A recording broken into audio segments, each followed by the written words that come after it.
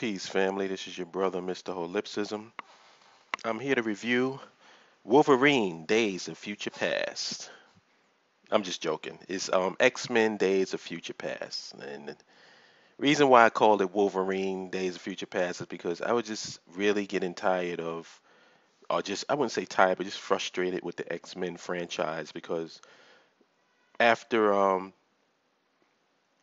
X3 Last Stand and it just threw everything for a loop. And then even when they came back with a really good movie, which I liked, the prequel X-Men First Class, to me it just left the franchise in disarray. That third one. But the good news is this movie, X-Men. Sorry, oh God, sorry about that, guys. X-Men Days of Future Past corrects all of the mistakes, and I love this movie. As a matter of fact, this is my second favorite movie of the year behind Captain America. Captain America is still holding the number one spot, which is crazy because I'm not even a Captain America fan, but that movie was really good. This movie is arguably second. There's a good argument to be made that it could be first. Some people are saying that it is first, not for me, but it is not really that far away from being number one. And my third, of course, is Godzilla. So those are the top three right now. Now, what is this movie about? Um, in the future, the Sentinels, um, a program created by Oliver Trask, are designed with Mystique's DNA, meaning they have the ability to adapt to whatever the power set is of the mutant that they're fighting, and they can kill them, basically making them invincible practically. Like they've wiped out mostly all of the mutants. There's still a select few of high-powered mutants like Magneto and Charles Xavier and certain X-Men. And not only do they kill the mutants, but they kill humans with mutant potential DNA and humans who help the mutants are sympathetic to the mutants. So it's really like just dark and dismal and bleak in the future. So Kitty Pryde has the ability to take people back into time.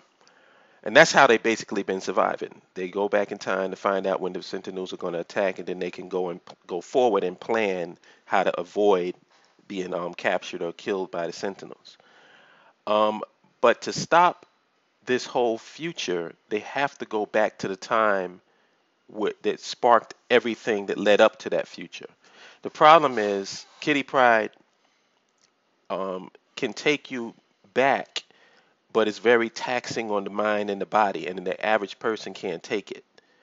Um, the only person who has the ability to take the the stress and the pain of going back is Wolverine, and so that's the reason why Wolverine was picked, which makes sense. And it doesn't. I was afraid that it was going to be Wolverine centered, but the movie actually wasn't. That actually was his purpose. He was the only one that physically could take the trip.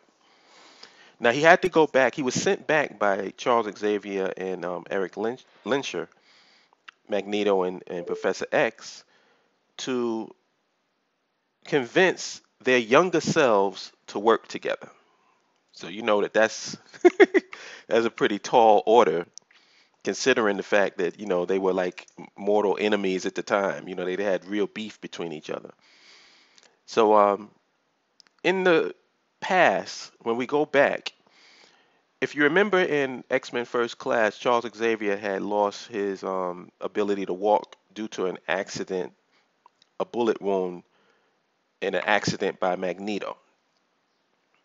Um, in this movie, when they go back, he's walking because Hank McCoy, the Beast, made a medicine that was able to um, heal his spine. But the trade-off was by him doing that, he had to sacrifice his mental powers.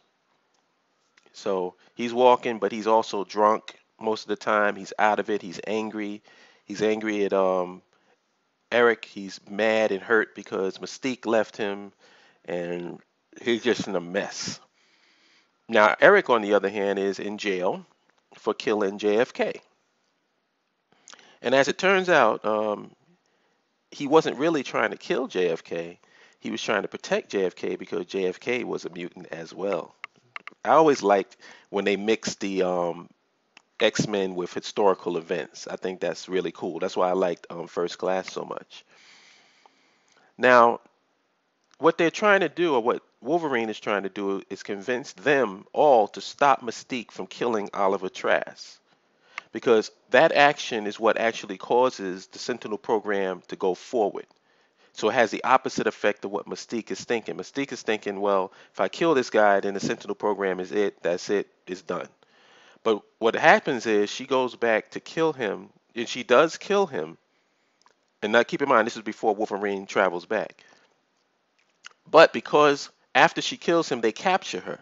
So they capture her, they do tests on her, they torture her, they get her DNA, and they manage to figure out how to infuse that with the Sentinel program, and then that's when all the bullshit starts. So that's basically it. They have to go. Wolverine has to go back in time to, convince Professor X and Magneto to work together to stop that event from happening.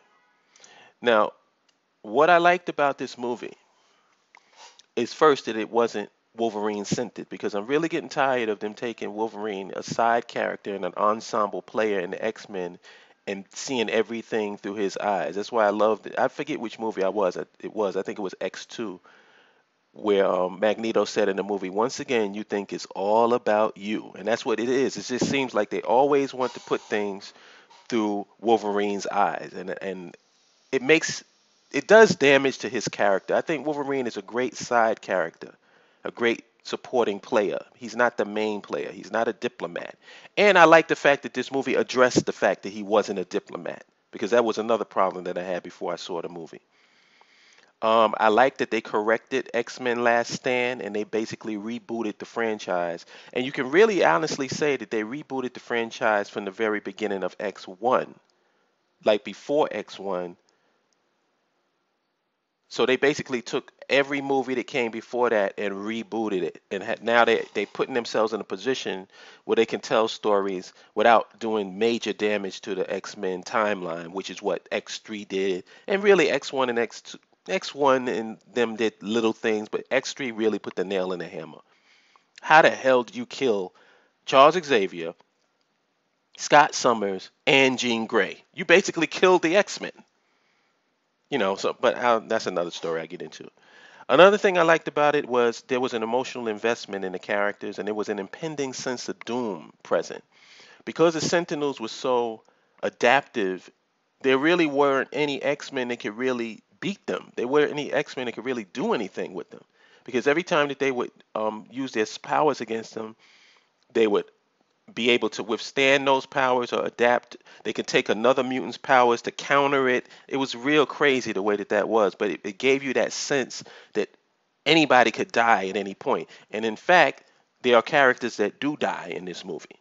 You know, that's later corrected by the events of Wolverine, but there are deaths in this movie, and I like that. The standout performances to me were James McAvoy as the young Charles Xavier, um, Michael Fassbender as the young Magneto.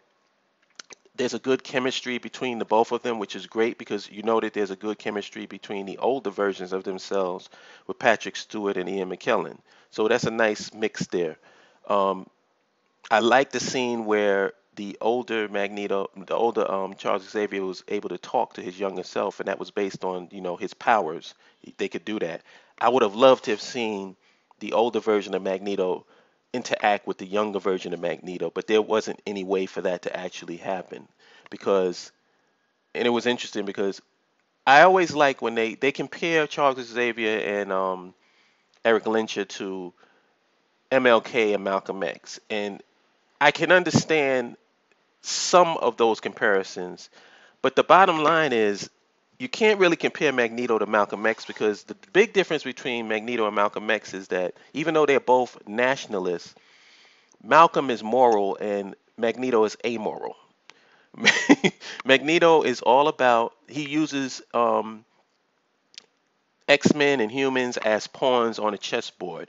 So if he has to sacrifice I should say mutants and humans as pawns on a chessboard. If he has to sacrifice a mutant, he'll do it without a problem. He can know you for years, and if he sees that you're going to be a problem, he'll sacrifice you. Like with Mystique, when they came back, like everybody said, well, how can we prevent Mystique from doing this? His now every Magneto's thing was, well, let's kill her.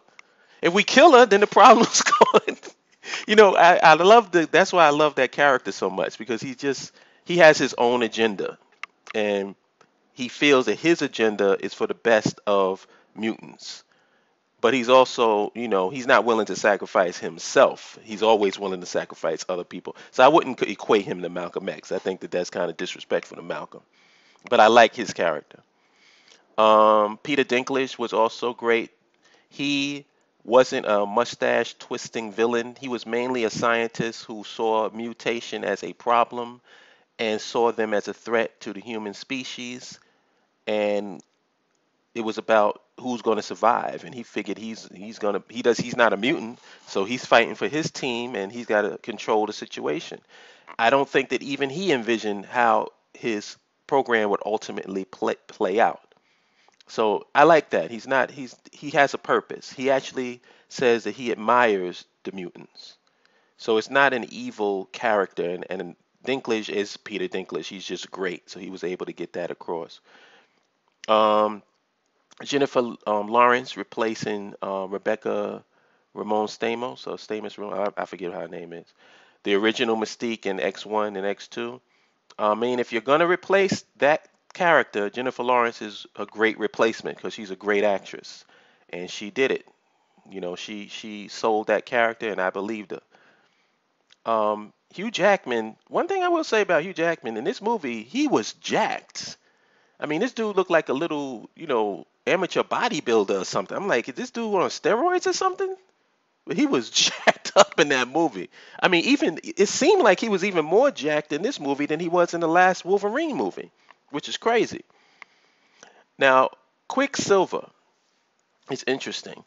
I'm wondering what Marvel is going to do now that they've basically set the bar for a character with that particular skill set, because he had arguably the most entertaining sequence in the movie. So Marvel's going to have some issues on how they're going to be able to, you know, come close to that or top it when they use their version of Quicksilver in Avengers 2. And last but not least, because of the events taking place and everything being corrected, Jean Grey and Scott Summers are back. So that was the ultimate. The ultimate is that they rebooted everything. Um, they're starting from scratch, and now we can move forward. Now there is a problem. Wolverine's adamantium claws were because of the X program that he was in, but according to this movie, that program never happened. So now, in future movies, is Wolverine going to have his bone claws for future X-Men movies? That's going to be kind of problematic. So I'm wondering how they're going to get around that, or how they're going to get the adamantium back in his body if he's not going through the X program. But that's a small thing, and I'm quite sure that they can figure that out in a creative way. But overall, I like this movie. Like I said, it's number two behind Captain America for me, and it's ahead of Godzilla. But those are my top three: Captain America, X-Men, Days of Future Past, and Godzilla. Those are the three ones that you must go and see this summer. Okay? So I'll holler at you good people later. Peace.